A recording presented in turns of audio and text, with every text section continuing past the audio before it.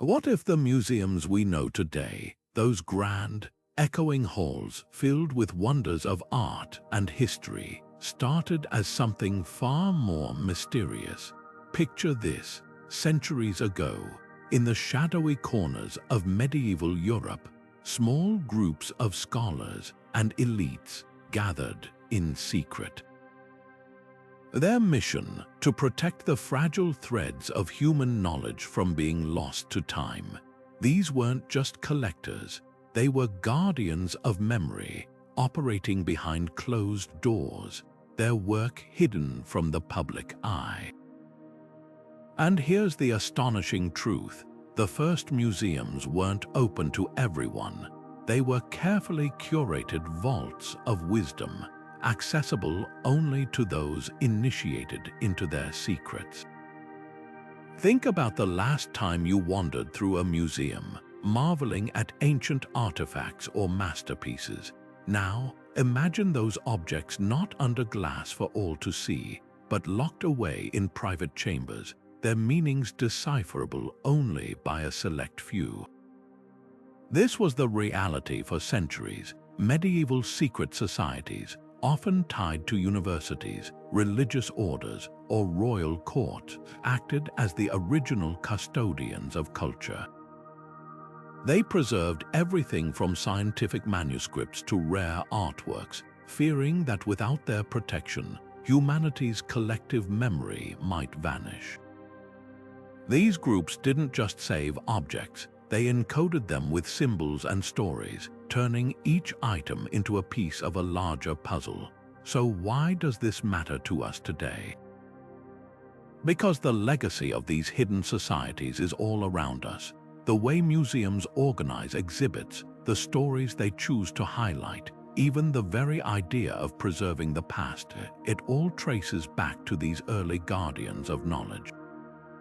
Their influence lingers in the quiet halls of modern institutions, a whisper from a time when memory was too precious to leave unprotected. Over the next few minutes, we'll uncover how these secretive beginnings shaped the museums we know and love. You'll discover the surprising connections between medieval rituals and today's exhibits, and how the drive to preserve our shared humanity has always been wrapped in layers of mystery. Get ready to see museums not just as places of display, but as the heirs of a centuries-old mission to keep the past alive. To understand why these societies kept their collections so closely guarded, we have to step into the mindset of medieval Europe, a world where knowledge was power but also danger. The Freemasons, for example, weren't just stonemasons preserving architectural secrets. They were curators of philosophy, astronomy, and even early democratic ideals, all of which could upset the rigid hierarchies of their time. Their lodges became living museums where apprentices progressed through degrees like exhibits in a gallery, each level revealing deeper layers of wisdom. Similarly, the Rosicrucians blended science and mysticism, hiding groundbreaking medical and alchemical discoveries in cryptic texts. A single manuscript on herbology or metalworking could mean the difference between life and death, or between a ruler's favor and a heretic's pyre. The artifacts these groups protected weren't just locked away, they were transformed into silent teachers. Take an alchemist's flask, seemingly a simple glass vessel. To the uninitiated, it was just a tool, but to those who understood its symbols, it held the keys to chemistry, spirituality, and even societal transformation. This practice of embedding meaning into objects would later inspire museum labels and audio guides, ways to unlock stories for those who know how to listen. Even the layout of these secret chambers mirrored future museum design. Scrolls and artifacts were arranged not by date or material, but by theme and initiation level, much like modern exhibits guide visitors through narratives rather than timelines. What's most fascinating is how these societies wrestled with the same dilemmas museums face today. Who gets to define history? How do you balance preservation with accessibility? Back then, sharing knowledge too widely could mean losing it entirely to censorship or destruction, yet hoarding it risked letting wisdom fade into obscurity. Sound familiar? It's the same tension between conservation and public engagement that museums still navigate. The difference is, while today's institutions debate digital archives or repatriation, medieval keepers of knowledge hid their treasures behind ciphers, allegories, and even architecture. The next time you visit a museum, look closely. You might just spot the echoes of those secretive beginnings in the way exhibits whisper their secrets to those willing to look deeper. Hidden symbols weren't just scattered randomly through these early collections, they were carefully placed, like pieces of a grand puzzle waiting to be solved. Take something as seemingly ordinary as a Renaissance painting. To most viewers, it might appear as a beautiful religious scene, but to those trained in the symbolism of secret societies, every brushstroke could carry a hidden message. The position of a hand, the type of flower in the background, even the colors chosen, all of it might reveal layers of meaning about science, philosophy, or political dissent. This wasn't just art, it was a covert way to transmit knowledge under the radar of censors or rival factions. The Voinich Manuscript is perhaps the most famous example of this coded tradition. Filled with bizarre illustrations of unknown plants, celestial charts, and text in an undecipherable script, it's been baffling scholars for centuries. But here's the thing, its very indecipherability might have been the point. Imagine a society where literacy was rare and advanced knowledge was dangerous. By encoding their findings in a language only initiates could understand, these guardians ensured their secrets wouldn't fall into the wrong hands. Even today, modern cryptographers and AI struggle to crack its code, proving just how effective these medieval encryption methods were. Architecture, too, became a canvas for hidden messages. Walk through the halls of the Louvre, and you'll notice subtle nods to these secretive roots like the glass pyramid, a modern addition that echoes ancient Egyptian symbolism, a favorite of Freemasons and other esoteric groups. Even the layout of early museum buildings often followed sacred geometry, with rooms arranged according to mathematical principles believed to hold cosmic significance. These designs weren't just about aesthetics, they were a way to embed deeper truths into the very walls that housed these collections. So how did these societies decide what to preserve? It wasn't just about beauty or rarity, it was about meaning. A simple astrolabe might seem like a navigational tool, but to a medieval scholar, it represented humanity's quest to map the heavens, a bridge between science and spirituality. Manuscripts on herbal medicine weren't just practical guides, they were keys to understanding the hidden connections between nature and the divine. Every object chosen for these collections had to earn its place by carrying multiple layers of significance, ensuring it could teach, inspire, and protect knowledge across generations. This selective process reveals something profound about the origins of museums. They were never just storage rooms. From the start, they were designed as living classrooms, where every artifact was a lesson waiting to be unlocked. The difference: today's museums aim to make those lessons accessible to all, while their medieval counterparts believed some truths were too powerful or too dangerous to be shared openly. Yet both approaches sprang from the same urgent question: how do we keep the most important pieces of our humanity from being lost? The answer, it seems, has always been to wrap them in stories, symbols, and a touch of mystery. Alchemy's true power wasn't in transmuting metals, it was in transforming how societies preserved knowledge. Picture a dimly lit workshop in the 1500s, where an alchemist carefully inks symbols into a leather-bound manuscript. To outsiders, it might look like a recipe for gold, but to initiates, those swirling diagrams held the secrets of metallurgy, early chemistry, and even psychological transformation. These practitioners weren't just early scientists, they were the original archivists compiling volumes that blended tangible experiments with metaphysical insights. Their manuscripts became treasures for secret societies, not because they promised riches, but because they contained something far more valuable, a map of interconnected wisdom. Take the British Museum's founding collections, which included dozens of alchemical texts donated by aristocrats with Rosicrucian ties. One such manuscript, the Ripley Scroll, isn't just a series of bizarre illustrations, it's a visual manifesto on the unity of science and spirit. Its vivid imagery of dragons, kings, and celestial orbs wasn't mere fantasy. Each symbol acted as a mnemonic device, helping initiates recall complex chemical processes or philosophical principles. This wasn't just record-keeping, it was knowledge armor plated against destruction. By encoding medical remedies as allegorical quests or disguising astronomical observations as mythological tales, alchemists ensured their work would survive even if their labs were raided. The irony, many of these secret techniques laid the groundwork for modern museum practices. Alchemists cataloged their findings with the same precision today's curators use to document artifacts, noting origins, methods, and potential uses. Their elaborate classification systems grouping materials by planetary correspondences or spiritual properties mirror how museums now organize exhibits by theme or cultural significance. Even the concept of a cabinet of curiosities, those Renaissance-era precursors to museums, owes a debt to alchemy's obsession with categorizing the natural world.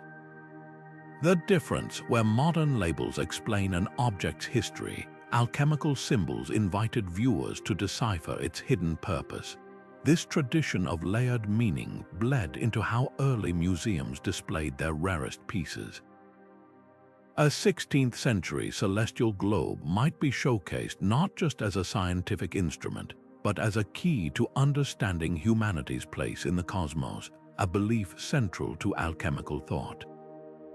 Visitors weren't passive observers, they were initiates being guided through levels of understanding, much like alchemy's stages of transformation. That legacy lingers in exhibits today, where a single artifact might spark questions about technology, art, and human ambition simultaneously.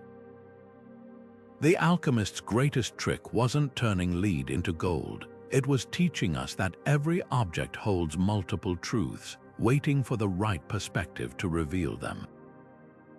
Religion's influence on these collections ran even deeper as sacred spaces became sanctuaries for endangered knowledge. Monasteries and cathedrals doubled as vaults, their cloisters hiding manuscripts that blended scripture with forbidden sciences. A Bible might sit beside a treatise on geometry, both considered pathways to divine truth. This sacred secular fusion didn't just preserve texts, it shaped the very idea of what a museum could be. Religious relics weren't just objects of devotion, they were the original blockbuster exhibits, drawing crowds who believed a single glimpse could heal or bless. Monasteries became the first museums by default, their altars and crypts stacked with sacred treasures like the bones of saints, slivers of the true cross, or vials of holy blood. But here's the twist, these items weren't displayed openly. They were kept under lock and key, brought out only for special occasions or wealthy donors, turning access into a form of spiritual currency. The Vatican's secret archives still operate this way today, with centuries of documents from papal decrees to Galileo's trial records hidden behind doors few ever pass.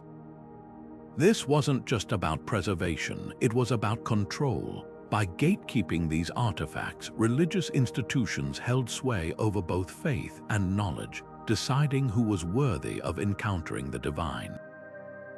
Secret societies thrived in this shadowy intersection of piety and power. Take the Knights Templar, who amassed relics like the Shroud of Turin not just for worship but as diplomatic tools. A fragment of a saint's robe could secure alliances with kings or fund their vast networks. Similarly, Benedictine monks collaborated with esoteric groups to safeguard pagan manuscripts alongside Christian texts, recognizing that wisdom, no matter its origin, deserved protection. Their scriptoriums became covert museums, where scribes copied not just scriptures but forbidden works on astronomy and medicine, often embedding hidden commentaries in the margins. The legacy of this sacred secrecy echoes in modern museums, where the most prized artifacts still demand special access. Think of the crown jewels under bulletproof glass or the Dead Sea Scrolls displayed in climate-controlled darkness. Even the way relics are presented spotlit in hushed galleries mimics the reverence of medieval shrines. But there's a crucial difference. Where monasteries used secrecy to maintain authority, today's institutions grapple with transparency, balancing conservation against the public's right to know. Political rulers quickly realized the power of these collections too. Kings and emperors demanded relics as spoils of war, knowing possession of a saint's skull or a prophet's sword could legitimize their rule. Charlemagne's throne in Aachen was built over a cache of holy artifacts, literally grounding his authority in sacred history. Meanwhile, the Medici family bankrolled private chapels stuffed with relics, turning piety into a public relations strategy. Their patronage didn't just preserve art, it weaponized it, using beauty and belief to cement their dynasty's power. This collision of faith and politics created a blueprint for modern museums, where every exhibit carries silent questions. Who decides what's worth saving? Who gets to tell its story? The answers were never just about scholarship, they were about influence.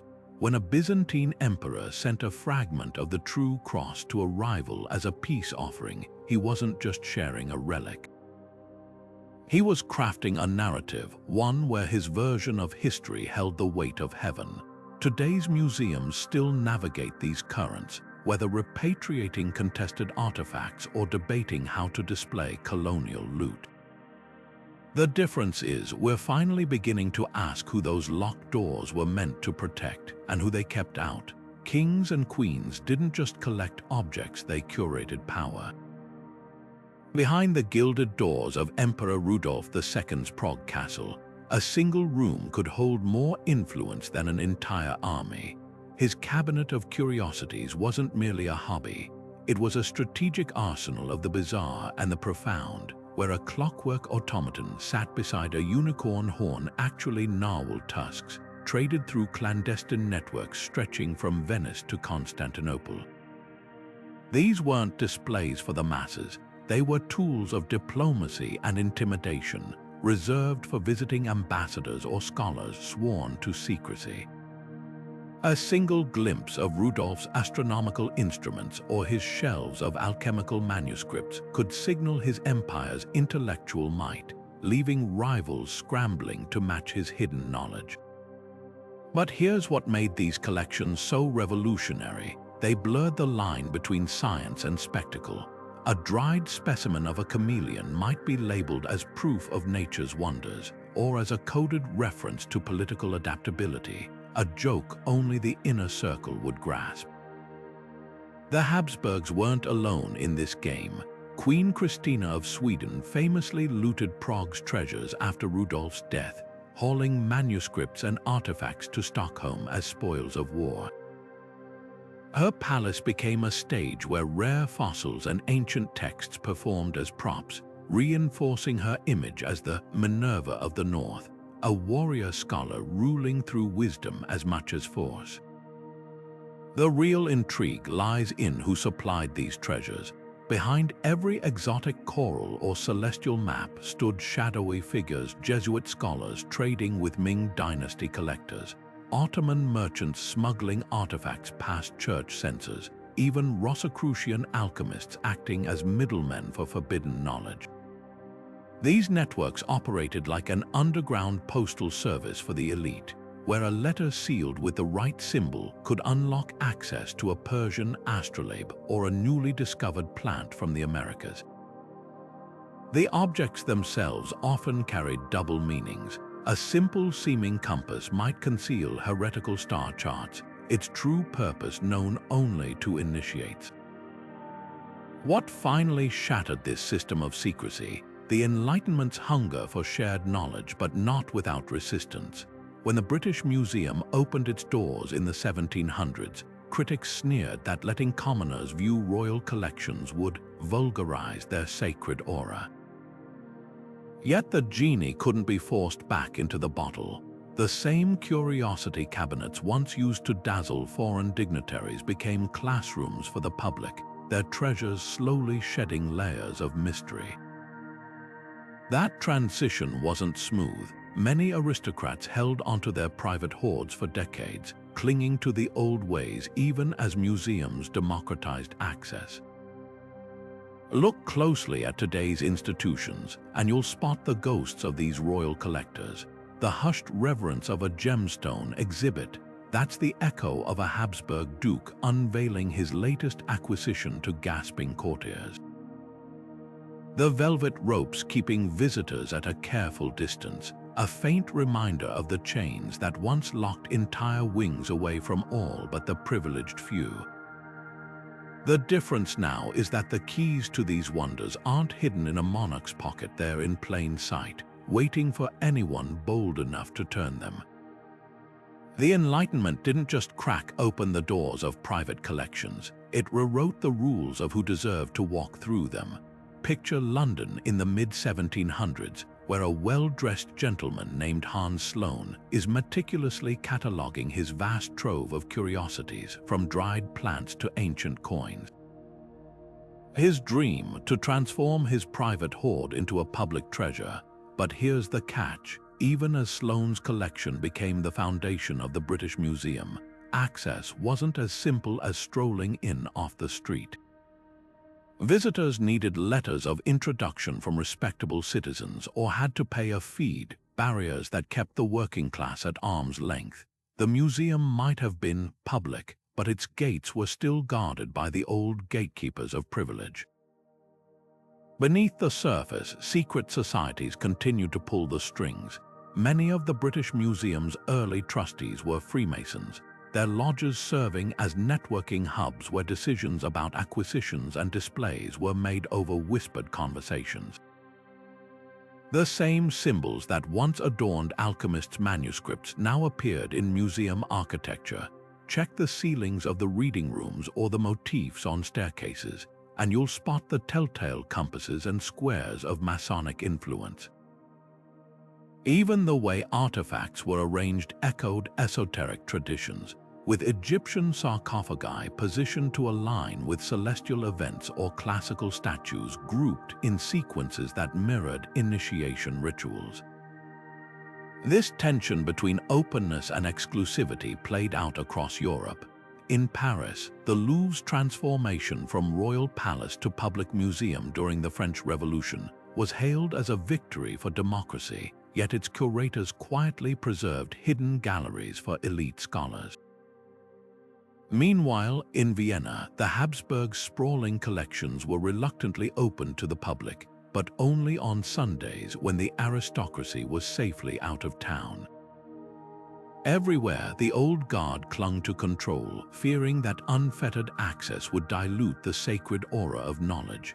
What finally tipped the scales? The printing press, the rise of literacy, and a growing middle class hungry for self-improvement.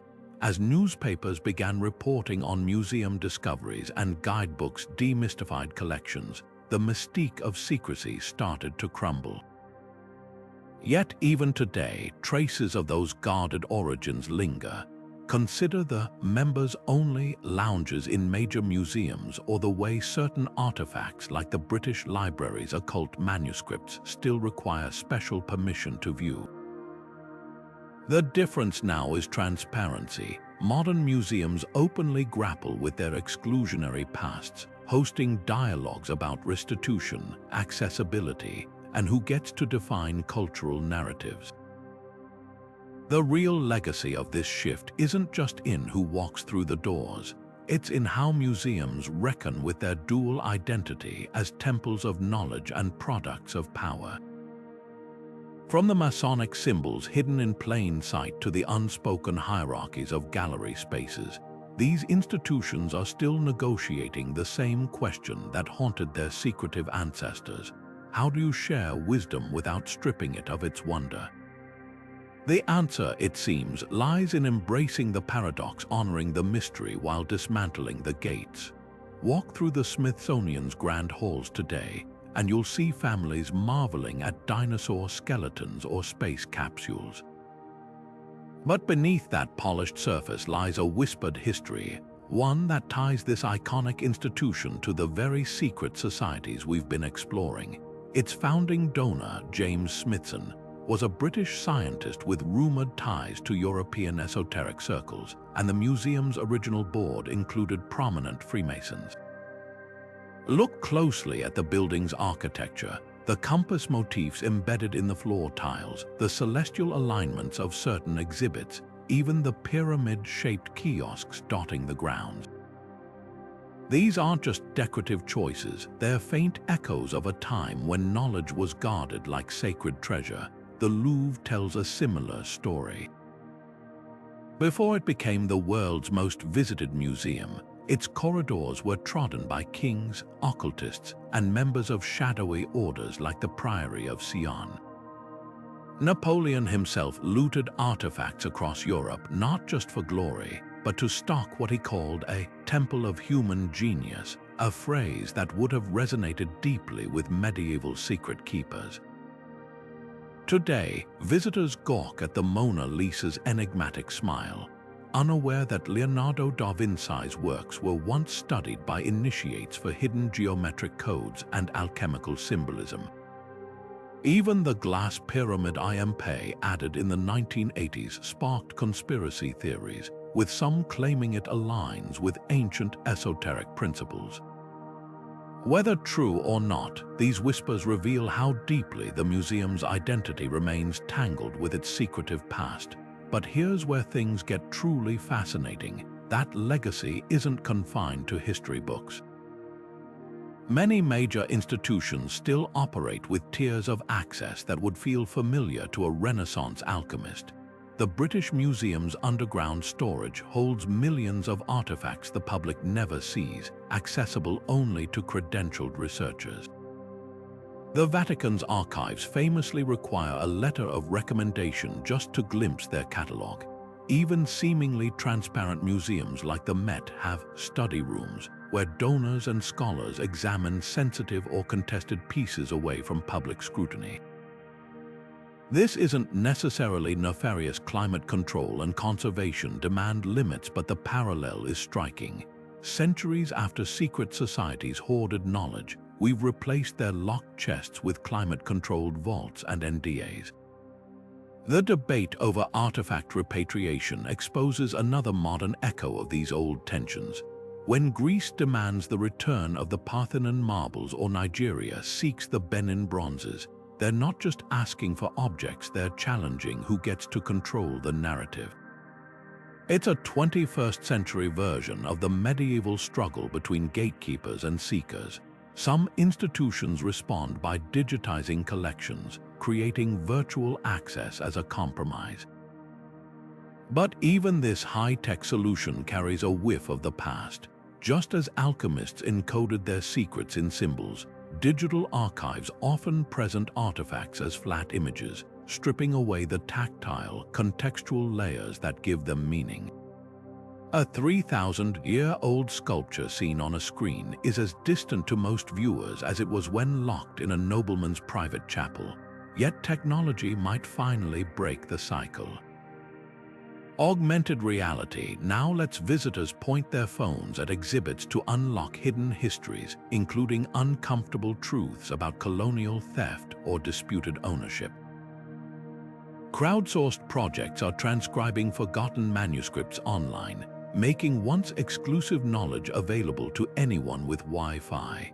The Rosetta Stone, which sat untranslated for centuries until Napoleonic scholars cracked its code, now has its own interactive app. These tools don't just democratize access, they fulfill the original mission of those medieval guardians in an unexpected way. By using algorithms instead of allegories, museums are ensuring humanity's memory survives, not for a select few, but for everyone. The real alchemy, turning secrecy into shared wonder. Digital gatekeeping has simply traded velvet ropes for paywalls and password-protected databases. While museums boast about digitizing their collections, the reality is stark.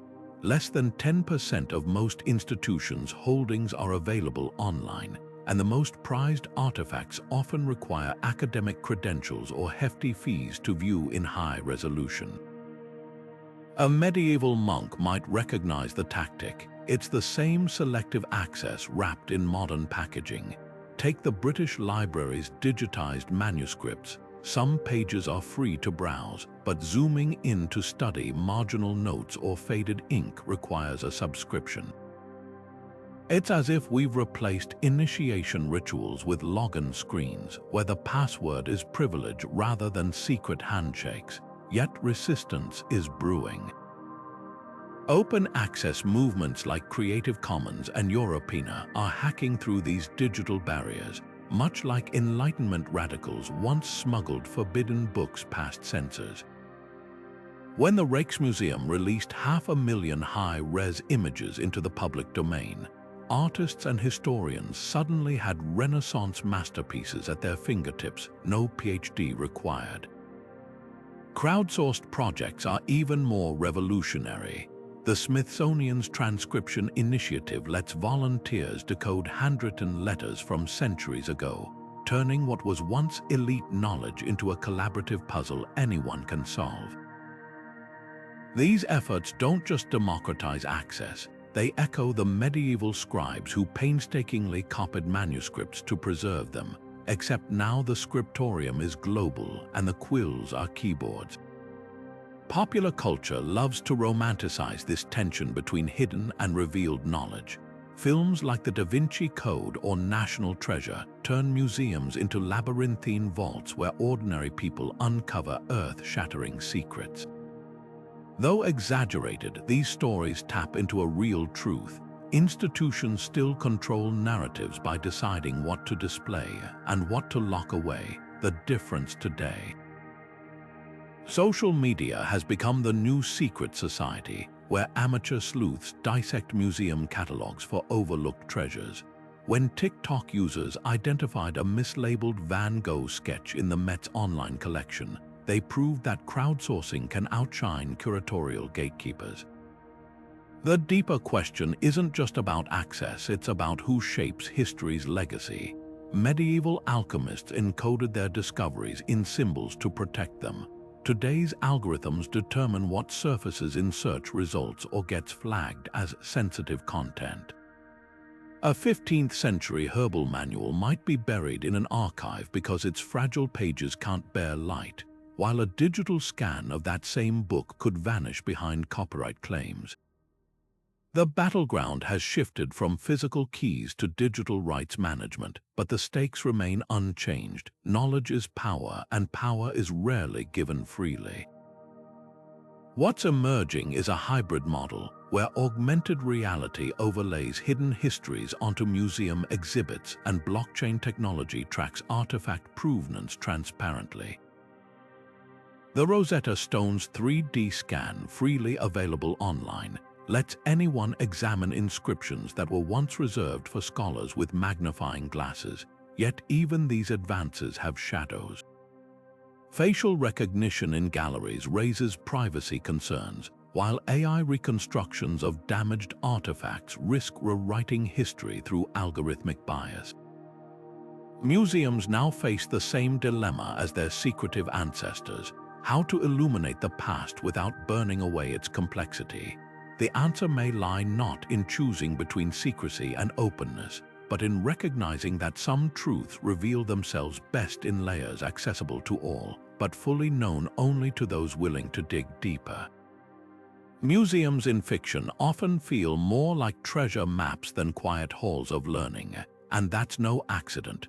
when Robert Langdon races through the Louvre in the Da Vinci Code, deciphering symbols beneath masterpieces, or when Benjamin Gates cracks a centuries-old cipher hidden in the Declaration of Independence in National Treasure, these stories tap into something primal, the thrill of discovery.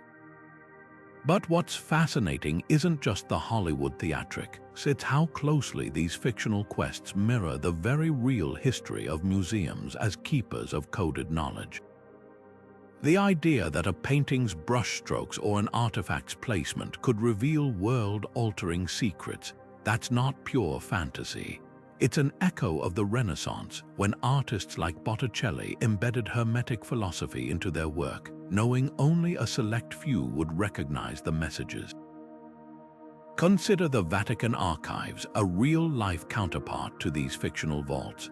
For centuries, its labyrinthine shelves held documents only accessible to scholars with papal approval, until Dan Brown's novels turned them into a global symbol of concealed history.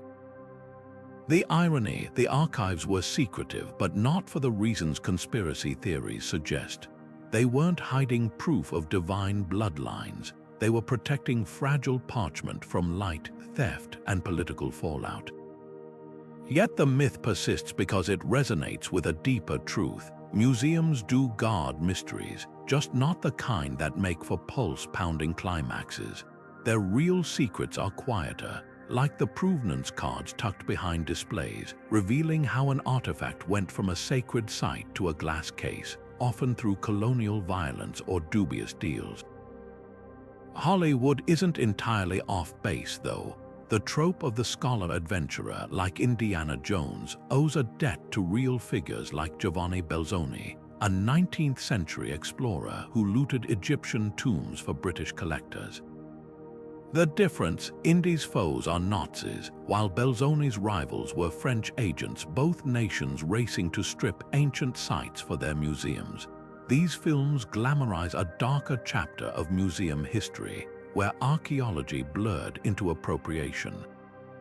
Even the iconic warehouse finale in Raiders of the Lost Ark reflects a real dilemma: institutions overflowing with artifacts they can't properly study or display, locked away like the Ark itself.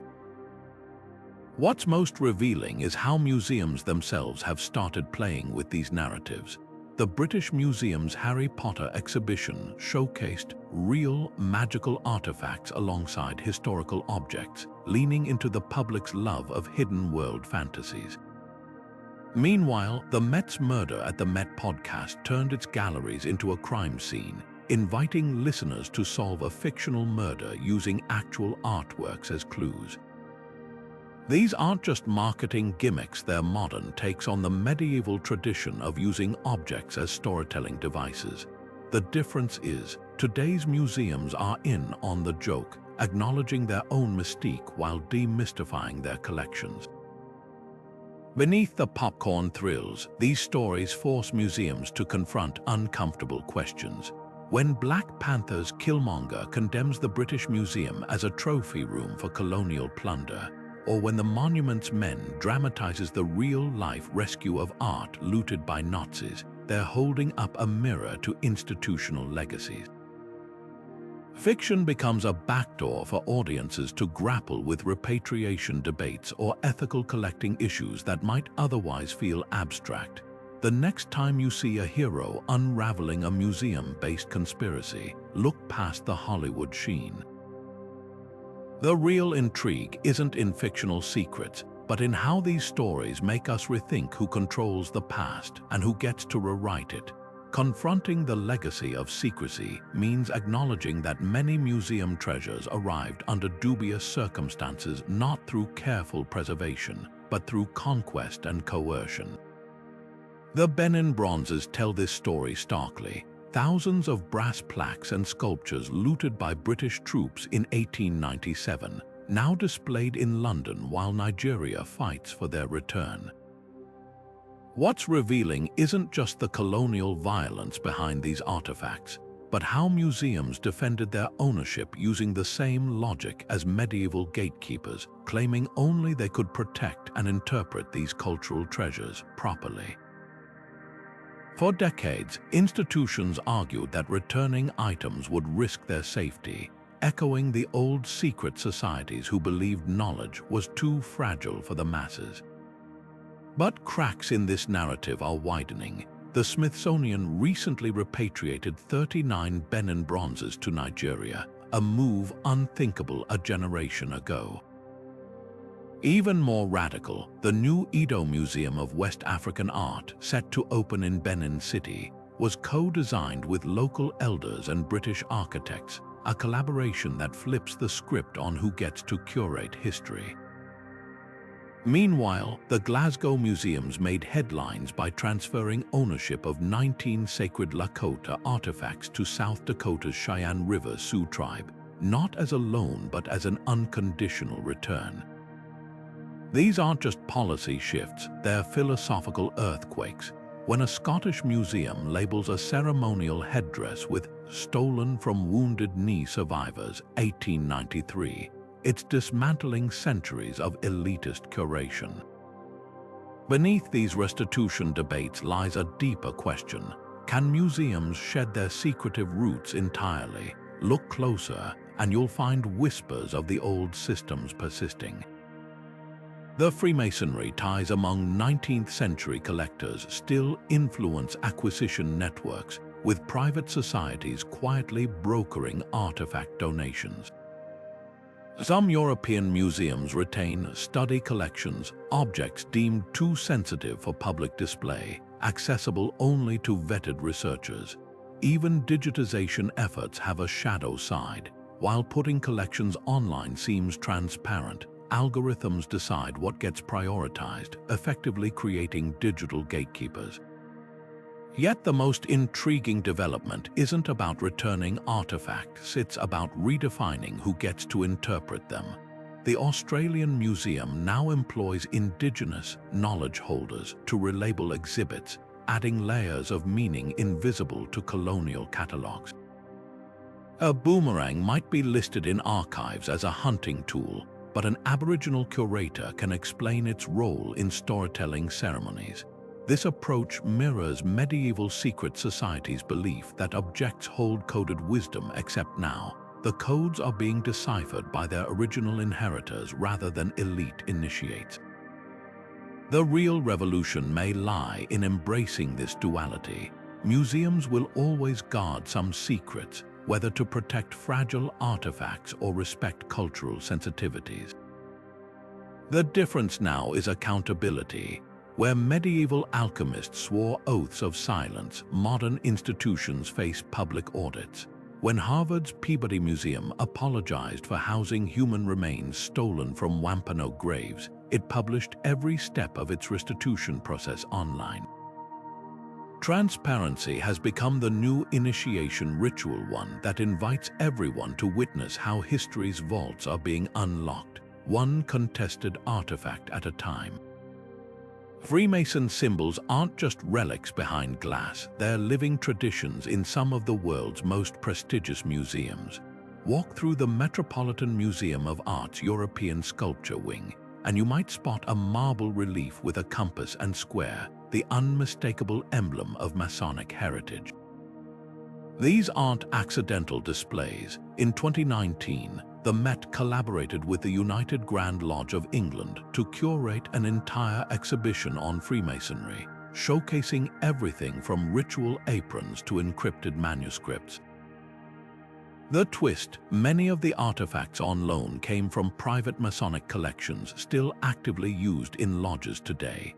It's a rare glimpse into how secret societies have evolved from shadowy medieval circles to modern influencers with boardroom access. The connections run deeper than exhibits. Prominent museum donors and trustees often wear more than one hat, like the Getty family's ties to esoteric circles, or the British Museum's early reliance on Freemason scholars to decipher Egyptian hieroglyphs.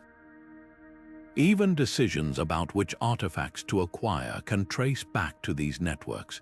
When the Louvre added a 15th century alchemical manuscript to its collection in 2012, few noted that the donor was a member of a Rosicrucian-inspired society. These aren't conspiracies, they're continuations of a centuries-old pattern where knowledge, custodianship, and social capital intertwine. What's fascinating is how openly some institutions now acknowledge these links.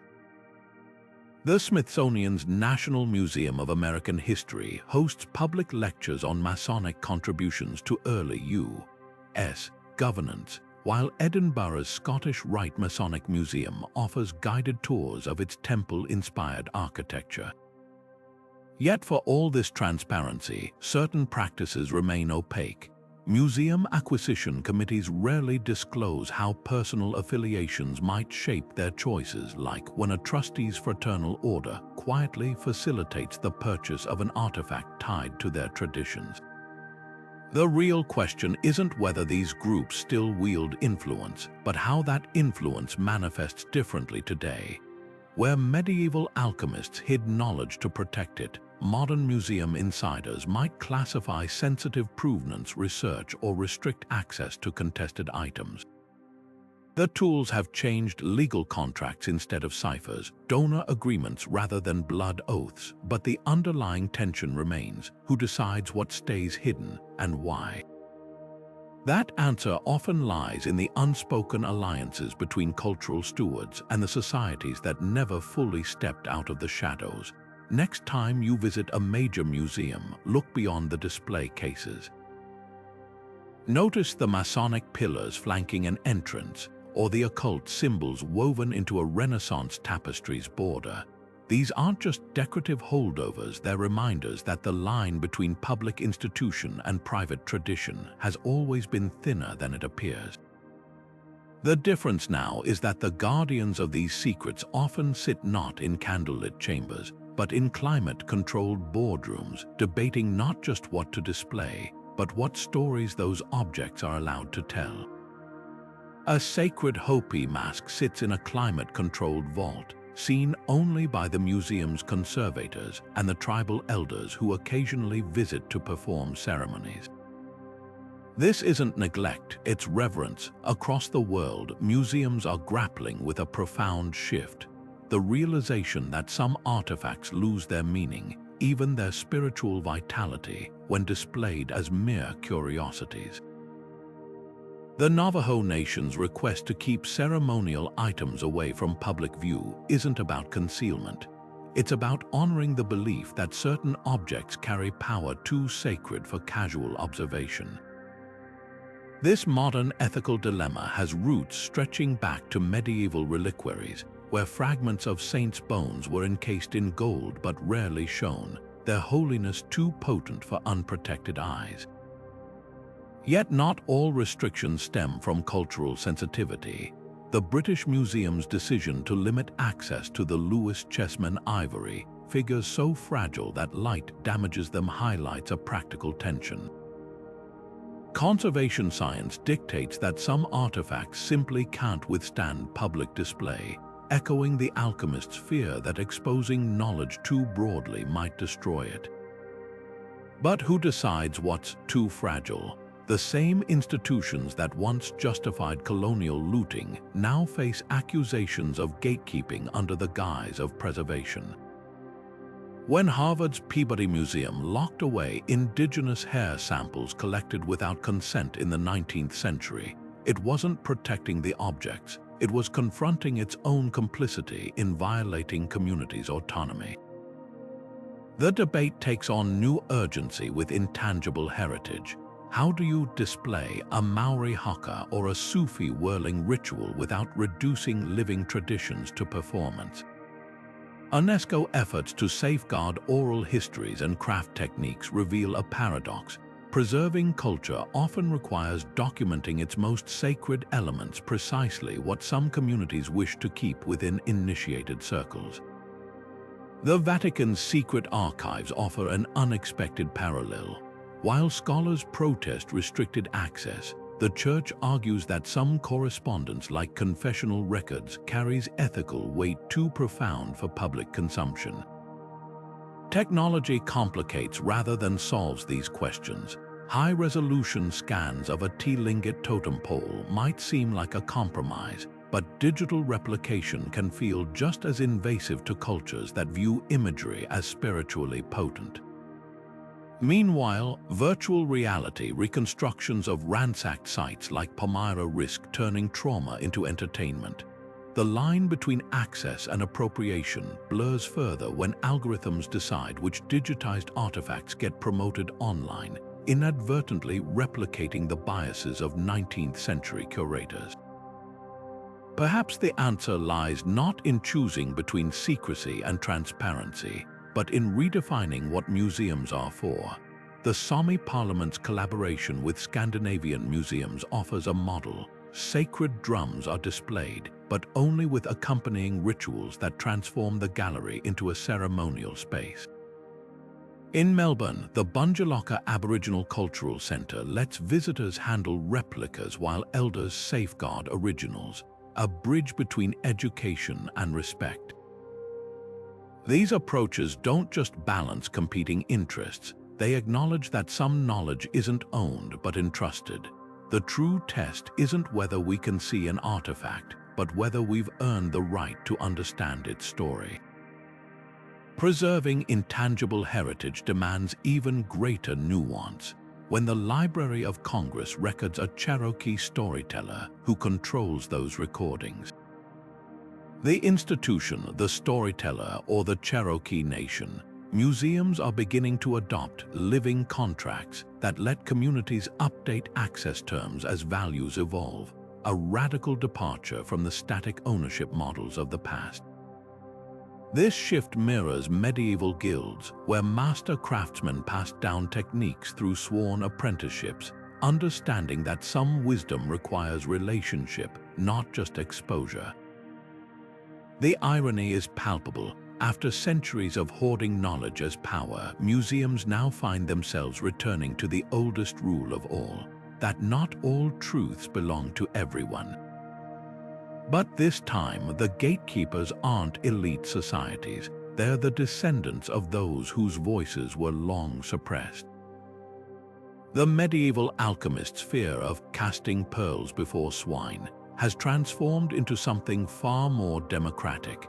The recognition that true preservation sometimes means knowing when to step back, when to listen, and when to let the artifacts and the cultures they embody speak for themselves. Music has always been more than sound. It's a vessel for memory, encoded with histories too fragile to entrust to parchment alone. Picture this: in the shadowed cloisters of medieval Europe, Benedictine monks chanted melodies that carried coded messages, their rising and falling notes mapping secret routes for persecuted scholars. These weren't just songs, they were living libraries, preserving everything from herbal remedies to subversive philosophies in plain hearing. Fast forward to today, and the challenge of safeguarding intangible heritage has only grown more complex. When the last inheritor of a Mongolian throat-singing tradition passes without an apprentice, or when war scatters the bearers of Syrian wedding laments, we're not just losing performances, we're losing entire ways of seeing the world. UNESCO efforts to catalogue endangered traditions like Portugal's fado music or Georgian polyphonic singing reveal a paradox. Recording a ritual can preserve it, but freezing it in a digital archive might strip away its context. The way a sacred dance changes with the seasons, or how a storyteller tailors tales to their audience. The British Museum's attempt to document Yoruba divination poetry faced this dilemma. The verses, meant to be heard only during specific lunar phases, lost their spiritual weight when digitized for year-round access. It's a modern echo of medieval guilds, where master glassmakers would teach their techniques only under the right conditions, fearing misuse by outsiders. The real tension lies in who controls the keys to these living treasures. When the Smithsonian recorded Cherokee stomp dances in the 1930s, they archived the songs but omitted the accompanying rituals, like saving a recipe but leaving out the spices. Today, institutions like the Museum of New Zealand Te Papa Tongawa are flipping the script. partnering with Maori elders to decide not just what gets recorded, but when and how it's shared. Their Wa Haitapu sacred storage system restricts access to certain Taonga treasures based on tribal protocols, blending digital preservation with cultural guardianship. Yet some knowledge resists capture altogether. The Sufi whirling of Turkey's Mevlevi order isn't just a dance, it's a gateway to transcendence, its meaning unfolding through participation. No video can convey the dizziness, the drum's vibration in the chest, the collective breath of the circle. Museums attempting to exhibit such practices risk reducing them to spectacle, like displaying a shaman's mask without the smoke and chanting that animate its power. The solution might lie in living exhibits, where the Imbabura Quechua of Ecuador demonstrate hat-weaving techniques not as performers, but as teachers inviting visitors into an ongoing tradition. For stolen or suppressed traditions, the stakes are even higher. The Australian Institute of Aboriginal and Torres Strait Islander Studies is racing to repatriate thousands of recordings made without consent, songs that, in some cultures, are considered literal ancestors. Meanwhile, in Lithuania, folklorists are piecing together pre-Christian harvest chants from fragments hidden in Soviet-era archives, a musical resistance once punishable by exile. These efforts expose museums' uncomfortable legacy as both preservers and predators, hoarding cultural DNA while silencing the voices that could fully explain it. The lesson from medieval secret societies is clear: not all wisdom belongs in the light. Some truths need the right vessel, the right moment, the right listener.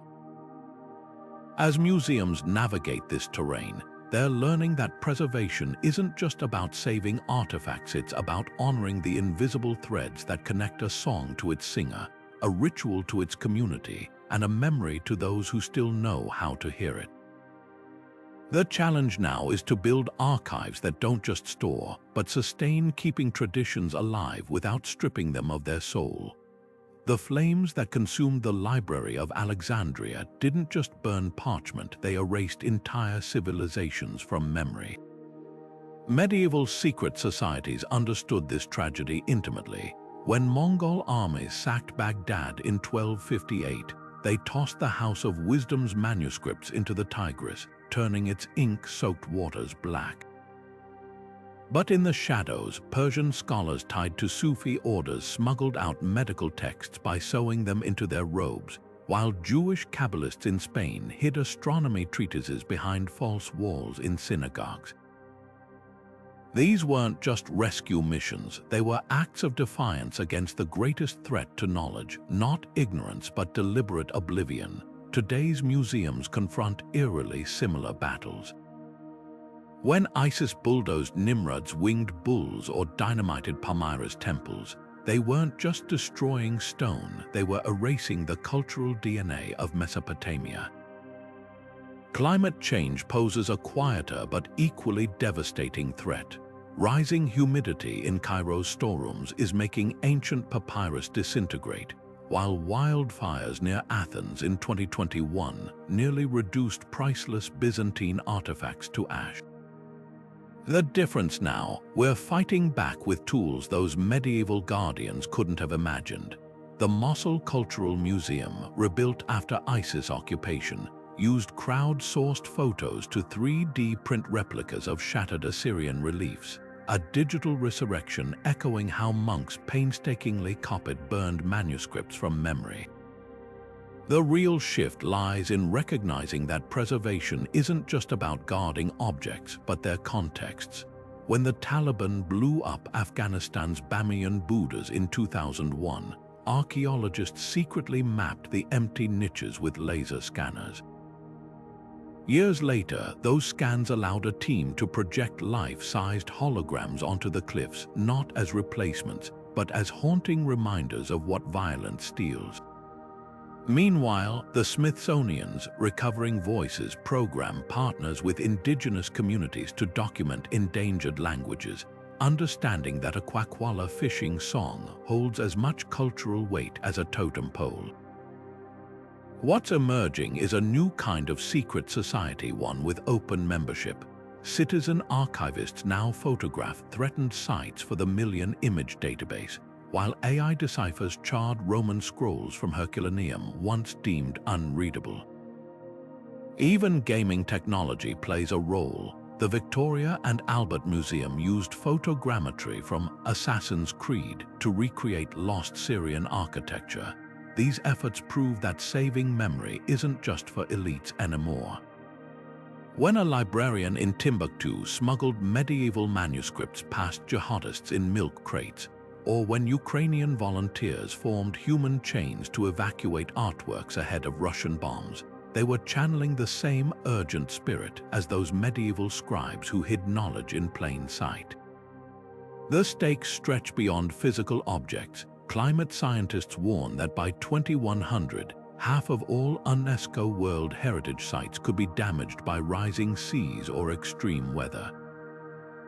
Venice's archives, holding a millennium of maritime history, now sit on waterproof platforms, while native Alaskan communities race to digitize oral histories before erosion swallows their villages whole. This isn't just about nostalgia, it's about survival. When Hurricane Maria wiped out Puerto Rico's historical records in 2017, rebuilding relied on duplicates saved by diaspora scholars in New York, proving that redundancy, once a luxury of kings, is now democracy's best defense against oblivion. Perhaps the most profound change is in who gets to decide what's saved. Medieval secret societies made those choices behind closed doors. Today, platforms like Project Muscle let anyone tag photos of looted artifacts online. The British Museum may still hold the Rosetta Stone, but its digital twin is annotated by Egyptian linguists in Cairo and hobbyist codebreakers in Tokyo. The guardians of memory are no longer just curators in white gloves. They are also teenagers with smartphones, refugee historians, and video game designers. After centuries of knowledge hoarded or stolen, we're finally learning that preservation works best when it's not a secret but a shared mission. The real lesson from those medieval rescuers. What's saved by many stands the best chance of outliving us all. Museums are no longer just warehouses for the past, they're becoming vibrant theaters of living memory. Walk through the National Museum of African American History and Culture in Washington, D.C., and you won't just see artifacts behind glass. You'll hear the voices of sharecroppers murmuring from speakers embedded in a reconstructed cabin, or touch interactive screens where civil rights activists recount their marches in their own words. This isn't preservation as usual, it's history breathing, pulsing, inviting visitors to step inside its rhythm. By weaving oral histories with physical objects, a worn-out voting rights poster beside the smartphone testimony of the activist who carried it, the museum transforms static displays into conversations across generations. The shift goes deeper than presentation. When the Anacostia Community Museum collaborates with local residents to co-curate exhibits on DC's changing neighborhoods, or when the Wing Luke Museum in Seattle lets Seattle's Asian American communities dictate how their immigration stories are told, these institutions are dismantling the old gatekeeper model entirely. No more elite scholars deciding what's important from afar. Now, the people who lived the history shape how it's shared. Take the Your Story, Our Story initiative at New York's Tenement Museum, where visitors contribute personal migration artifacts to a growing digital archive. A single recipe card for Armenian borek, uploaded by a granddaughter, becomes part of a tapestry of collective memory as vital as any colonial-era charter locked in a vault. Technology is the accelerant for this revolution. Augmented reality apps now let you point your phone at a Viking brooch in Oslo's Museum of Cultural History and watch a reenactor demonstrate how it was crafted. then leave your own commentary for future visitors. The Rijksmuseum's Operation Nightwatch live-streamed conservators restoring Rembrandt's masterpiece, turning a once secretive process into a public dialogue. Even blockchain is entering the fray. The Museum of Modern Art recently tokenized digital editions of artworks, allowing broader ownership while tracking provenance transparently. But the real breakthrough lies in addressing old wounds. The National Museum of Australia worked with Aboriginal elders to create a living archive of stolen generations' testimonies, not frozen in time, but editable by survivors as their understanding evolved. Meanwhile, the Hiroshima Peace Memorial Museum's digital memory project lets atomic bomb survivors tag photos with personal stories, layering individual grief onto historical images. These aren't just exhibits, they're acts of restorative justice, using tech to return narrative control to those once silenced. The irony is rich. The same institutions that grew from secret societies hoarding knowledge are now leveraging technology to do the opposite. Where medieval alchemists encoded wisdom in symbols, museums today use QR codes to unlock suppressed histories. The difference, instead of whispering secrets to initiates, they're handing the microphone to everyone. The next time you visit a museum, listen closely. That hum in the air isn't just the HVAC, it's the sound of memory breaking free. Virtual reality might seem like the ultimate equalizer, a tool that could finally shatter the last barriers between precious artifacts and the public. With a VR headset, you can now stand inside the tomb of Nefertari or examine the cracks in the Colosseum's ancient stones, all from your living room. Projects like Google's Open Heritage have laser-scanned everything from Mayan temples to Syrian mosques, creating backups of history in case the originals are lost to war or climate change. At first glance, this feels like the opposite of medieval secrecy. No more velvet ropes, no more whispered access for elites. But here's the catch: digital liberation comes with its own hidden chains. Take the controversy over who owns the data from these scans. When a Team 3D mapped the ruins of Palmyra after ISIS destruction, the digital files became a battleground. The Syrian government claimed them as state property, while archivists argued they belonged to humanity. Meanwhile, indigenous groups like the Maori have protested scans of their sacred carvings being shared online without consent, calling it a new form of cultural theft. It's a modern twist on an old dilemma. Does preserving memory require controlling it? Medieval alchemists hid knowledge to protect it. Today, museums grapple with whether putting a sacred mask online preserves it or violates its spiritual significance. The stakes get even higher with disputed artifacts. The British Museum's online collection includes high-resolution images of the Parthenon marble sculptures Greece has demanded back for 2 centuries. On one hand, digitization lets anyone study them closely. On the other, some argue it normalizes their contested presence in London. Virtual access becomes a paradox. It democratizes viewing while potentially diluting the urgency of physical repatriation. Why storm the castle for the Rosetta Stone when you can inspect every hieroglyph on your phone? Yet technology is also becoming a tool for justice. The Benin Digital Archive, launched by Nigerian activists, crowdsources photos of looted bronzes held in Western museums, creating a virtual reunion of fragments scattered across the globe. In New Zealand, the Mataranga Maori Research Institute uses blockchain to tag digital replicas of Taonga treasures with ownership histories, ensuring future generations know which items were taken illegally. These innovations echo medieval scribes annotating manuscripts with provenance, except now, the ledger is public and tamper-proof. The real revolution may lie in who gets to narrate these digital spaces. When the Smithsonian collaborated with the Lakota tribe to create augmented reality labels for their collections, visitors scanning a 19th-century war shirt didn't just get curatorial notes, they heard descendants describe its ceremonial meaning. Compare that to early museum catalogs where objects were reduced to cold measurements and guessed at origins.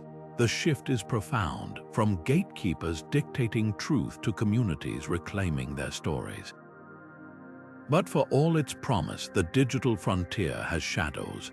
Facial recognition in VR museums raises privacy fears, while AI reconstructions of damaged artifacts risk rewriting history through algorithmic bias.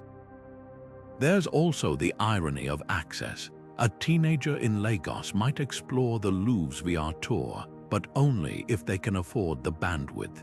The dream of universal access crashes against the reality of who owns the servers, the software, even the electricity. Perhaps the most telling development is how some museums are blending old and new. The Vatican's secret archives now offer virtual tours, but the most sensitive documents remain pixelated, their secrets intact. Meanwhile, the Museum of Black Civilizations in Dakar displays 3D printed replicas of looted African art, flanked by empty pedestals labeled "Still in Paris." The message is clear: technology can bridge gaps, but it can't replace justice. The struggle over who controls memory hasn't ended. It's just moved to a new arena where the tools are keystrokes instead of keys, and the vaults exist in the cloud. The Parthenon marbles, those stunning friezes ripped from Athens' Acropolis in the early 1800s, aren't just art. They're a lightning rod for one of the fiercest debates in modern museums: who truly owns the past? For over 2 centuries, Greece has demanded their return from the British Museum, while British officials insist they're safeguarding world heritage. But peel back the layers, and this isn't just about legal ownership. It's about who gets to control memory itself. Medieval secret societies once settled such disputes in candlelit chambers, trading relics like chess pieces among elites. Today, the battle unfolds in courtrooms and op-eds, with hashtags like #BringThemHome fueling global campaigns.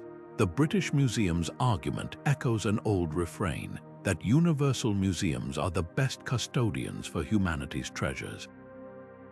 They point to the Rosetta Stone, another contested artifact in their halls, as proof that centralized collections allow broader study. Yet critics fire back. When the universal is defined by former colonial powers, it's just empire rebranded. The irony is thick. Many marbles were hacked from the Parthenon with Ottoman permission. Greece was under occupation, then shipped to Britain by Lord Elgin, an aristocrat with Masonic ties. Now, the same institution that grew from elite collecting clubs claims moral authority over their display. New players are flipping the script. The Acropolis Museum, built in 2009 just below the Parthenon, left empty spaces where the marble should be, a silent indictment. Meanwhile, digital activists use photogrammetry to create virtual reunions, stitching scans of London-held fragments with those still in Athens. Technology isn't just exposing these gaps, it's making the public complicit in the debate. When you spin a 3D model of the missing friezes online, you're no longer a passive viewer, you're a witness to dislocation, but the marbles are just the tip of the iceberg. Nigeria fights for the Benin bronzes looted by British troops in 1897. Ethiopia demands back its Magdala treasures, stolen during a punitive invasion. Even Iceland wants its medieval manuscripts returned from Denmark. Each case forces museums to confront uncomfortable questions. Is our mission preservation or penitence? Some institutions are listening. Germany recently returned Benin bronzes to Nigeria, while France repatriated colonial-era artifacts to Benin and Senegal. But these gestures often come with strings, like joint custody deals or promises of state-of-the-art storage. The deeper shift isn't just about returning objects, it's about redefining stewardship. The Smithsonian's ethical return policy now prioritizes cultural affiliation over legal ownership, a seismic change from its 19th century collect everything ethos. Indigenous-led museums like New Zealand's Te Papa don't just display Taonga treasures, they let Maori elders dictate access based on tribal protocols. Meanwhile, the digital realm offers compromise, high-resolution scans shared globally while originals go home. But for communities like the Hopi, whose sacred masks sit in vaults, no replica can replace the spiritual need for physical return. What's emerging is a new paradigm, one where museums act not as final arbiters, but as mediators in an ongoing conversation. The next time you walk through a gallery of classical antiquities, look closer. Those empty pedestals and corrected labels aren't gaps in the story. They're the first drafts of a more honest reckoning with how memory and the power to preserve it has always been contested ground. The age of secret deals among connoisseurs is fading. In its place, a louder, messier, and far more democratic debate about who gets to speak for history. From preservation to participation, new museums, like the Museum of Broken Relationships, invite the public to contribute artifacts and stories. This crowdsourced model turns the old secret society paradigm on its head, making memory-keeping a collective effort. Even traditional institutions are experimenting with co-curation, letting communities decide what's worth preserving. Now, let's examine how these changes affect museum architecture. Gone are the days when museums stood as impenetrable fortresses of knowledge, their grand staircases and marble columns designed to intimidate as much as inspire. Today's spaces are shedding that aura of exclusivity, embracing open floor plans and interactive zones that invite visitors not just to observe but to participate. Take the V and a Dundee in Scotland. Its winding, river-inspired design blurs the line between exhibit and public square, with community workshops held right beside priceless collections. Or consider the Cooper Hewitt in New York, where touchscreen tables let guests redesign historic patterns and project their creations onto the walls. These aren't just buildings, they're conversations in physical form. The shift goes deeper than aesthetics. Medieval secret societies stored knowledge in windowless chambers, believing light and air threatened fragile manuscripts. Modern museums are flipping that logic, using glass walls and atriums to symbolize transparency. The Louvre Abu Dhabi's Rain of Light dome filters sunlight like a celestial sieve, evoking both ancient Arabic astronomy and the idea that culture should be illuminated, not hidden.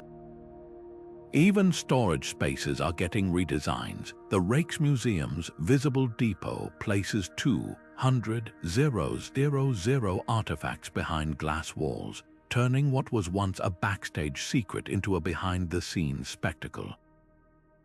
But the most radical changes are happening at the edges of tradition. In Berlin, the Humboldt Forum, built on the site of a demolished Prussian palace, houses ethnographic collections in galleries co-designed with the communities they represent.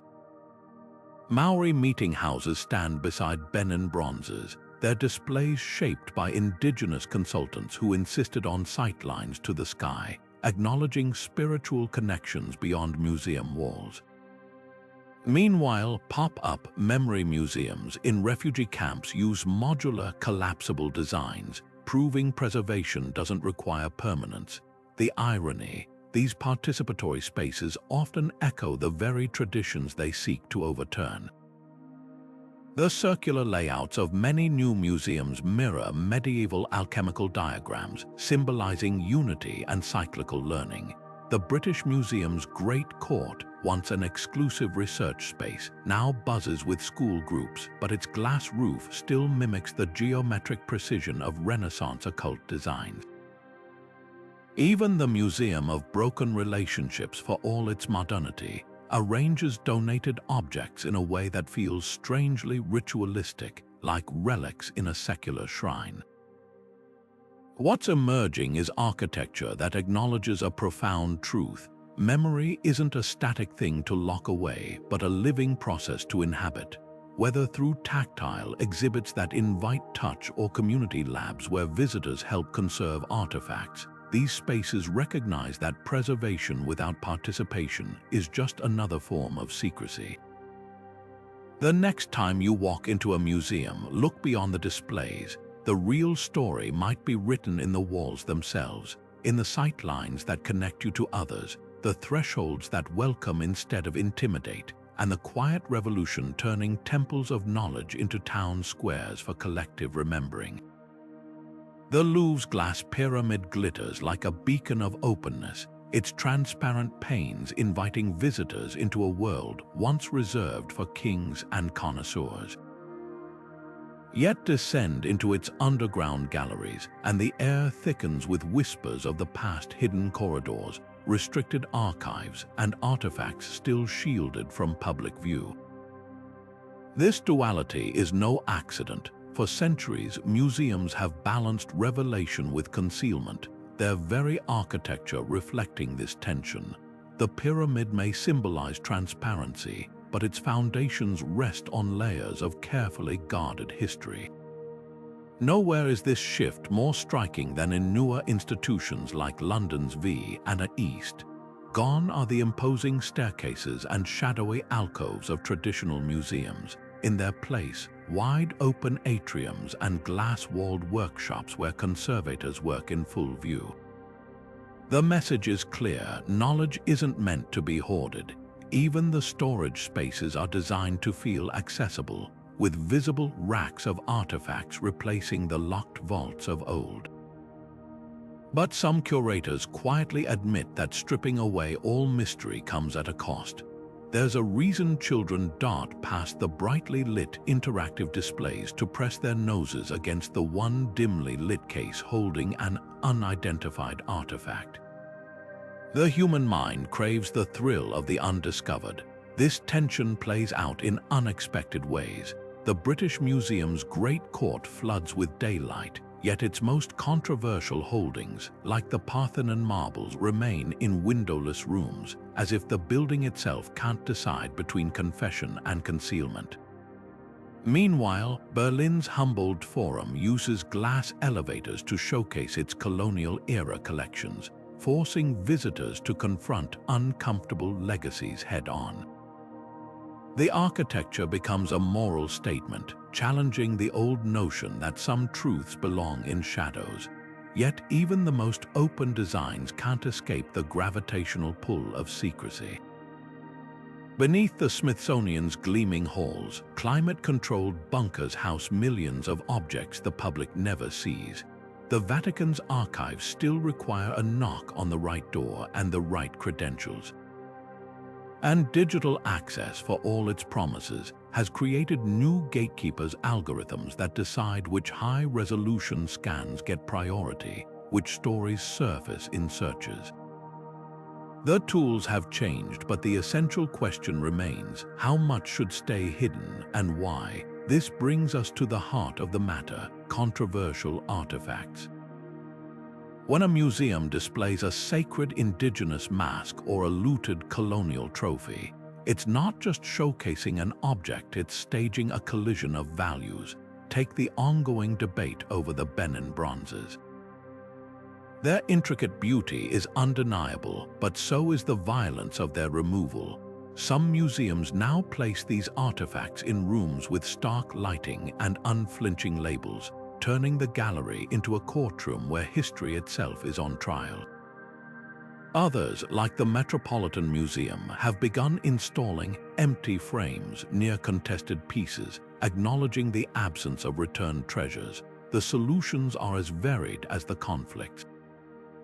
The National Museum of the American Indian lets tribal representatives dictate how ceremonial objects are displayed or not displayed.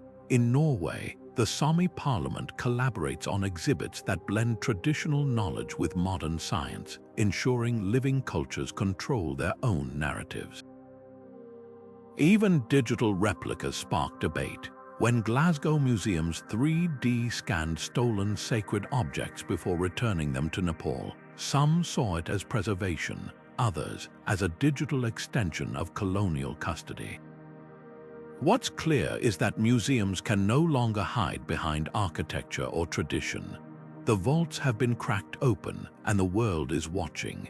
The next time you walk through a museum's gleaming entrance, remember, every glass wall and locked door is part of an unfinished conversation about who gets to decide what we see and what stays in the dark. Displaying the forbidden has always carried a weight far beyond mere curiosity. It's a dance with power, morality, and memory itself. Picture a medieval chapel where a reliquary said to hold a splinter of the true cross is kept shrouded, unveiled only for the most devout pilgrims. The fear wasn't just about theft, it was the belief that some objects held forces too potent for casual exposure. Fast forward to today, and museums face eerily similar dilemmas, though the language has shifted from cursed to culturally sensitive. Take the Pitt Rivers Museum's shrunken heads, once displayed as anthropological oddities, now draped out of respect for the indigenous Tsansa traditions they were stripped from. This isn't political correctness, it's a reckoning with the uncomfortable truth that some artifacts were never meant to be spectacles. The challenge goes deeper than covering glass cases. Human remains, whether Egyptian mummies or Maori ancestral bones, pose existential questions. Are they scientific specimens or ancestors deserving dignity? The Manchester Museum recently repatriated indigenous Australian remains after decades of storage, acknowledging that preservation without permission is just another form of violence. Meanwhile, the Museum of London's Curating the Dead exhibit flips the script entirely, inviting visitors to ponder their own mortality through 3D printed replicas of Roman skeletons, leaving the originals undisturbed. These approaches don't just change displays, they redefine what museums are for, not just temples of knowledge but spaces for ethical reckoning. Sacred objects test these boundaries even further. When the British Museum displays the Lewis chessmen, carved from walrus ivory by medieval Norse craftsmen, the focus is on artistry and trade. But what if those same carvings were used in pagan rituals before being buried to ward off evil? The museum's labels rarely mention such spiritual context, reducing living traditions to footnotes. Contrast this with the National Museum of the American Indian, where Hopi Katsina dolls are shown only with tribal consent, accompanied by recordings of elders explaining their ceremonial role.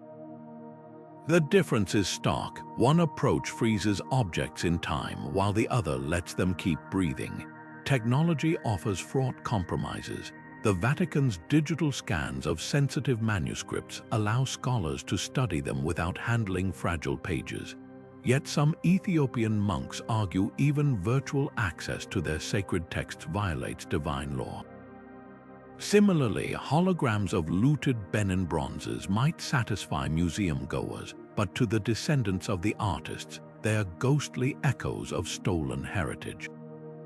The line between innovation and erasure blurs further with AI reconstructions, like the facial recreations of Peruvian mummies that some indigenous groups say distort their ancestors' spirits. What's emerging is a new paradigm of slow curation, where museums collaborate with source communities at every step. In Glasgow, curators worked with Nepalese priests to repatriate stolen idols, not just shipping them back, but documenting their rituals for future care. The Musée du Quai Branly in Paris now lets Aboriginal artists reinterpret colonial-era labels, layering traditional knowledge over old colonial biases. These aren't just exhibitions, they're acts of repair, acknowledging that the wounds of looting and misrepresentation can't be healed with a simple plaque or apology. The most radical shift: some museums are learning to say no. When the Smithsonian declined to display a supposedly cursed Viking amulet, or when the Louvre stored a controversial Genet terracotta statue away from public view, they weren't succumbing to superstition. They were respecting that some mysteries resist institutional framing. After centuries of treating collections as conquests, museums are finally grappling with a humbling truth. Not all secrets are theirs to unveil. The real magic lies not in displaying everything, but in knowing what to hold sacred. For centuries, the hallowed halls of museums told a very particular story, one where European male artists stood as the undisputed masters of human creativity, their works enshrined as the pinnacle of cultural achievement. Meanwhile, textiles woven by West African women, ceramics shaped by indigenous potters, or paintings by Renaissance-era female prodigies gathered dust in storage, if they were acquired at all.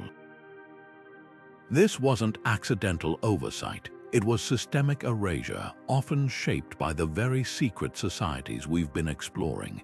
Consider the Royal Academy of Arts in London, founded in 1768 with Freemason architects among its key members. Their early exhibitions didn't just favor European art, they actively excluded non-Western works as primitive or decorative, labels that lingered well into the 20th century. The ripple effects of these biases still haunt museum catalogues today. Walk through the Met's European painting galleries, and you'll find rooms overflowing with Rembrandts and Rubens, while the adjacent African art wing occupies a fraction of the space. But something revolutionary is stirring in the basements of these institutions. The Rijksmuseum's groundbreaking initiative to scrub colonial-era terms like Negro and Mohammedan from its database isn't just wordplay. It's an admission that language itself was a tool of exclusion. When curators discovered that a 17th-century portrait labeled "Young Woman with a Fan" was actually Maria Sibylla Merian, a pioneering entomologist whose scientific illustrations rivaled Audubon's, it exposed how even the act of cataloging could diminish entire legacies. Private collectors played a paradoxical role in this history. While elite societies like the Medici wielded their acquisitions as power moves, lesser-known patrons, often women or marginalized scholars, quietly amassed alternative canons. Take Anne Vallée-Acosta, an 18th-century French still-life painter whose works were overshadowed by male contemporaries until recent reappraisals revealed her technical brilliance. Or Malik Ambar, the Ethiopian-born ruler in India whose manuscript collections preserved Dakani miniatures that European collectors dismissed. These personal troves often survived precisely because they flew under the radar of institutional gatekeepers, hidden in private libraries or passed down through families. Now, museums are racing to correct these gaps, not just by acquiring overlooked works, but by rethinking display hierarchies. The Baltimore Museum of Art made headlines when it hung contemporary Black artists like Amy Sherald alongside historic European paintings, creating visual dialogues that once would have been unthinkable. Meanwhile, the Victoria and Albert Museums, Disobedient Objects, exhibit showcased protest art from marginalized communities, elevating placards and handmade banners to the status of high art. These shifts aren't just about fairness, they're about accuracy. When we see a 15th-century tapestry from Ghana's Ashanti Kingdom displayed with the same reverence as a Flemish altarpiece, we're not rewriting art history. We're finally reading it in full.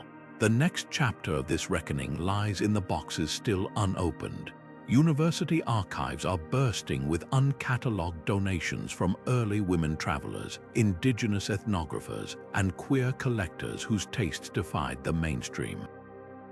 A single trunk discovered in 2018 at Oxford's Pitt Rivers Museum contained 30 previously unknown watercolors by a 19th-century Indian court painter. their vibrant hues challenging stereotypes of colonial art as staid or derivative. As museums digitize these forgotten troves, we're witnessing a quiet revolution, one where the canon isn't being expanded so much as exploded, revealing a cultural landscape far richer, messier, and more beautiful than the old secret societies ever let us see.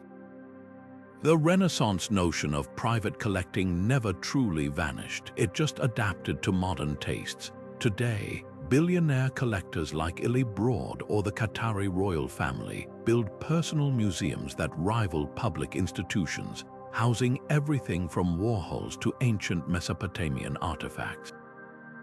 These contemporary médicis wield staggering influence, snapping up masterpieces at auctions and deciding which artists get global exposure. When a Jeff Koons sculpture sells for $91 million to a private buyer, it doesn't just disappear into a living room, it vanishes from public discourse, potentially for generations. Critics warn this trend mirrors medieval Europe, where knowledge and beauty were locked away in aristocratic palaces, accessible only to those with the right connections or coin.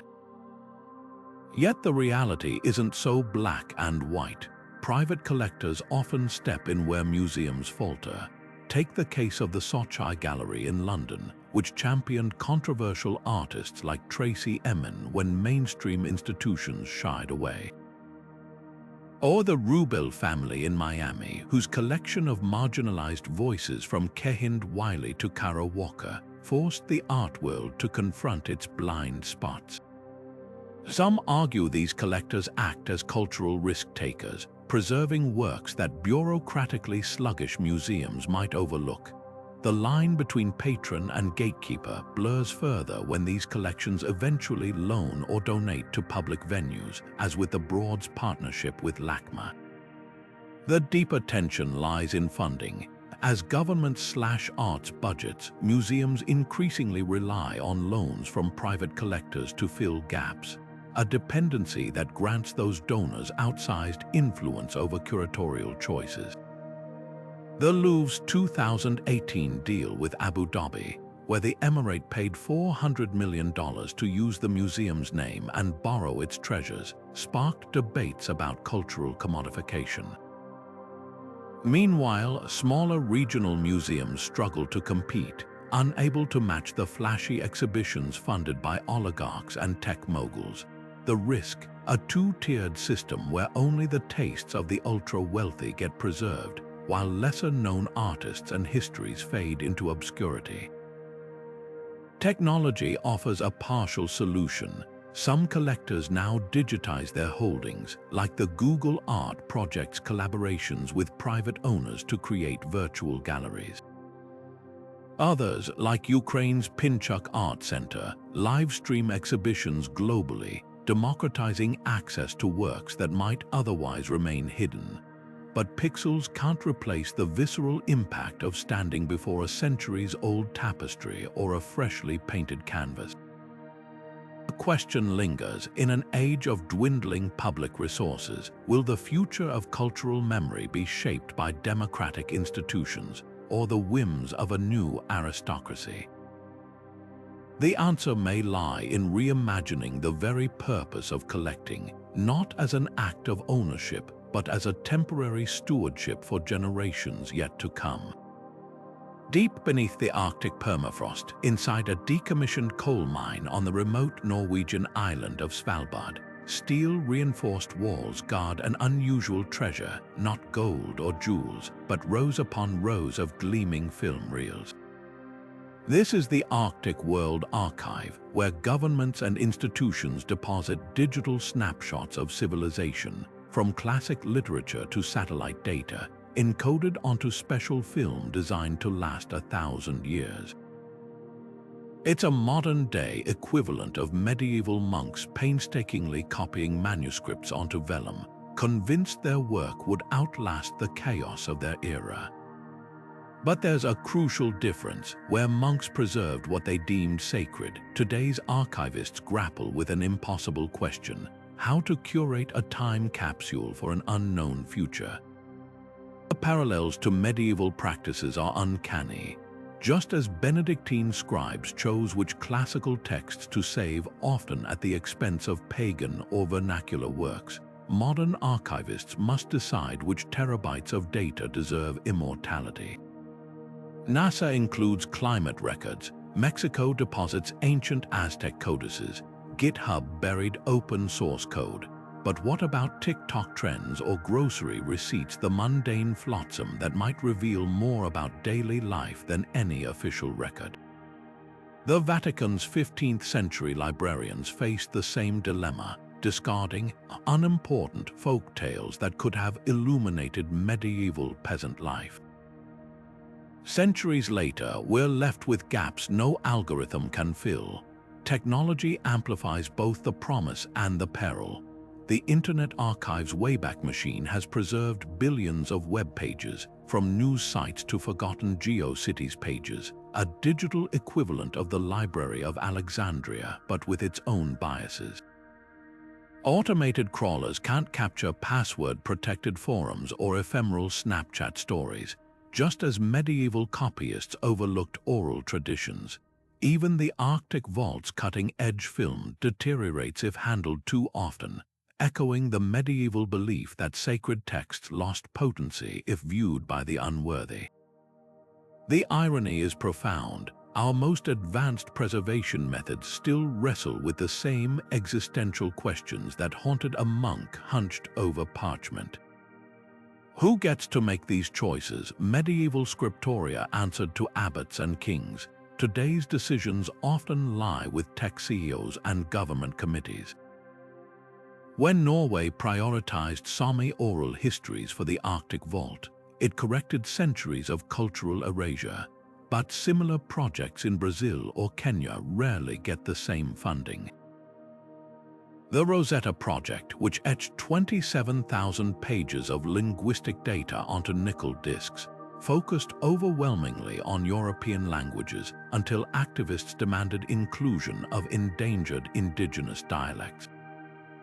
These aren't technical oversights, they're power imbalances disguised as curation. The stakes skyrocket when preservation becomes prediction. Medieval monasteries couldn't imagine a world where their Latin would be a dead language. Similarly, will future civilizations understand our JPEG or blockchains? Archivists now store not just data, but the tools to decode it, like the DNA-based storage systems that include microscopic instructions for reading their contents. It's the modern equivalent of a monk adding glosses to untranslated Greek, hoping someone someday would piece it together. Perhaps the most haunting question isn't what we're saving, but why. Those medieval chests of relics and manuscripts were acts of faith that the future would care. Our frozen hard drives and nickel discs are bets against oblivion, wrapped in the uneasy suspicion that we might be wrong. The next time you upload a photo to the cloud or jot a note in an app, ask yourself, if this were all that remained of your world, what story would it tell? The answer might just change what you choose to preserve and what you let fade away. Every artifact behind glass, every painting on a museum wall, they aren't just relics of history. They're fragments of a story carefully selected, arranged, and often controlled by those in power. When we peel back the layers of how museums began as hidden chambers for the elite, we start to see an unsettling truth: memory isn't neutral. It's shaped by the hands that preserve it. Think about the British Museum's Greek galleries, filled with marble sculptures ripped from the Parthenon. For centuries, these treasures were framed as trophies of Western civilization, their origins blurred by colonial narratives. But now, as Greece demands their return, we're forced to confront whose history we've been taught to value and whose has been quietly erased. This isn't just about correcting old wrongs. It's about recognizing that museums are mirrors not just of the past, but of who holds the keys to its interpretation.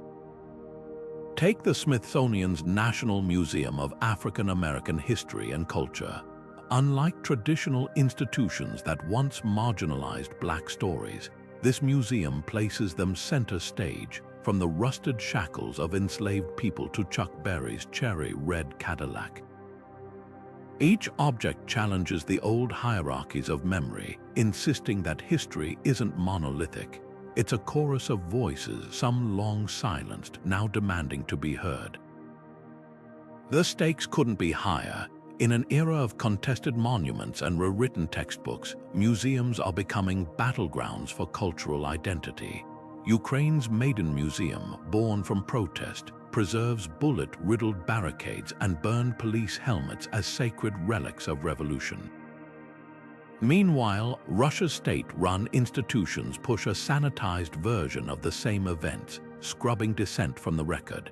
Two museums, two realities, proof that what we choose to remember or forget shapes nations as much as armies or laws.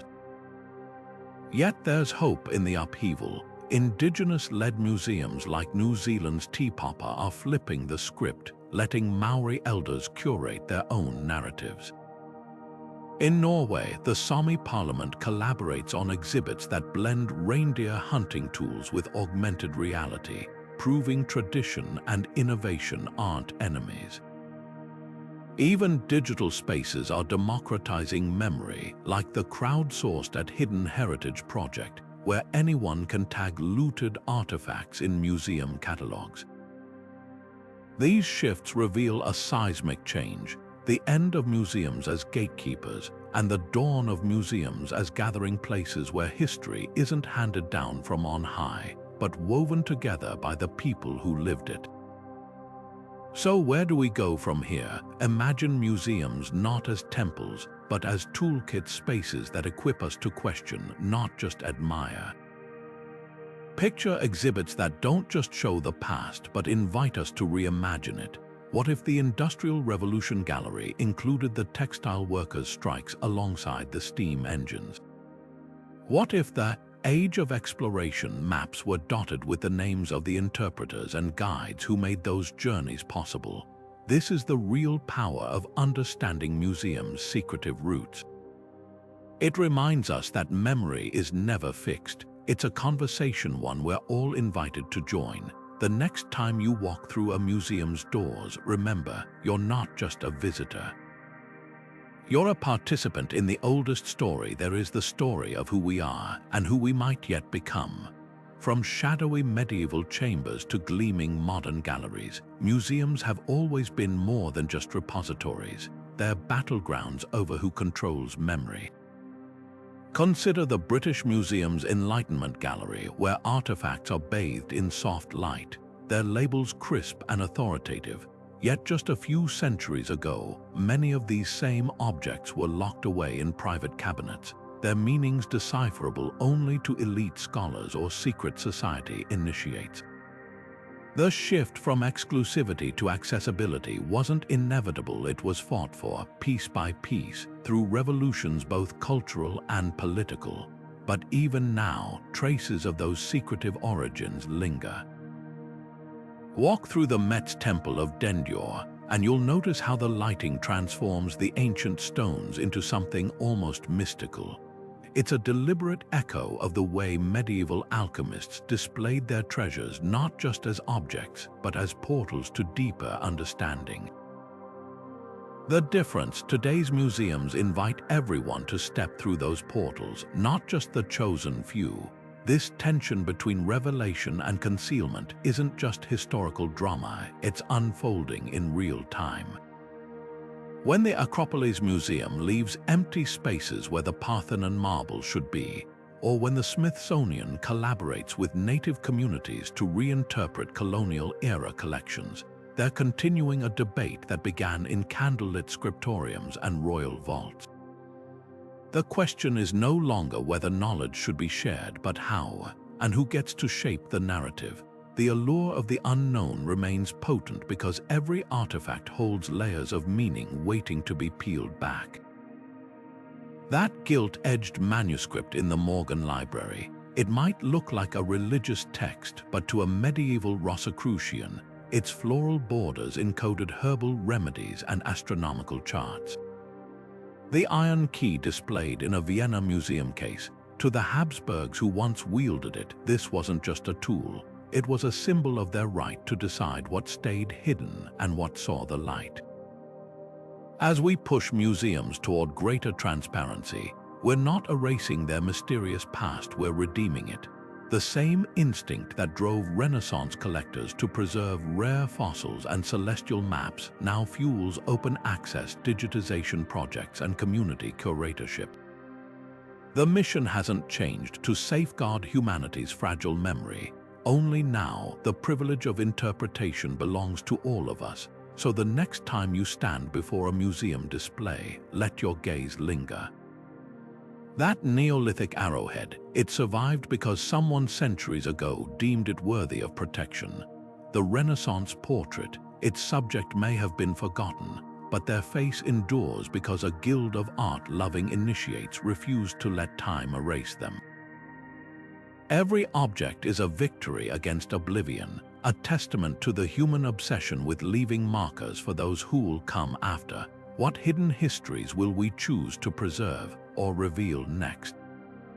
Will we finally hear the whispers of enslaved artisans whose hands built so many masterpieces? Will AI help us reconstruct lost voices from marginalia in ancient ledgers?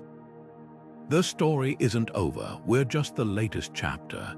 Hit subscribe to join us as we keep unraveling history's best-kept secrets, one artifact, one mystery, one revelation at a time.